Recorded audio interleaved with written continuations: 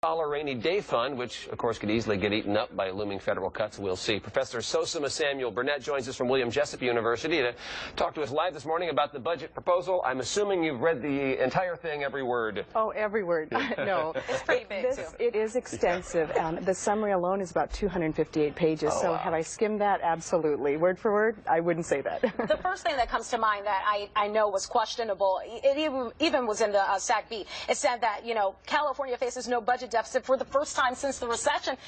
Is that really true? I think we can be cautiously optimistic about this budget because, let's face it, it provides some fiscal discipline. It does provide spending restraint. It also provides some tough but necessary cuts. And I think that's a good thing, and that's why it has general support from both sides of the aisle, Assembly and Senate. But on the other hand, this is a budget, and a budget is projected expenses and revenue. Yep. And, it's the expectation. It's not the realized. And so what we don't have factored in here are things like the actual impact of new legislation such as the Affordable Care Act, federal mandates that are unfunded. We also don't have a real picture of how funds are shifted for realignment purposes. So all of that affects the expense side. And on the revenue side, this is predominantly tax-driven. So if there's a shift or change in the economy, that also affects the bottom line. And we have a history of being overly optimistic about what our revenues will be and then having to adjust it several times over the course of the year. Schools and universities are going to get about $4 billion more than last year. Healthcare, they're going to bump that up more than $1 billion because, again, we don't know what's going to happen with the Affordable Care Act. Looks like they're passing more expenses down to counties than like they've been doing to balance the budget in the past. Well, and I think that's a very important point to point out.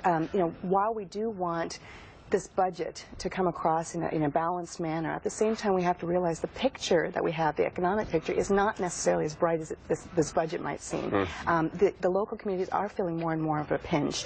They are getting the costs that used to be with the state government, and we need to be aware of that. And if we don't provide more incentives for those communities and we don't provide more ways for them to develop their economies, that's going to be very difficult.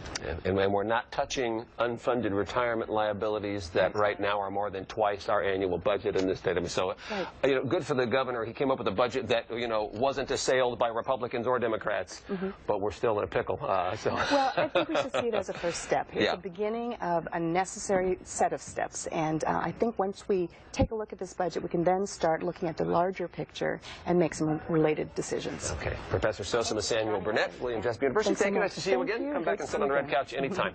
What can be done when it comes to gun control?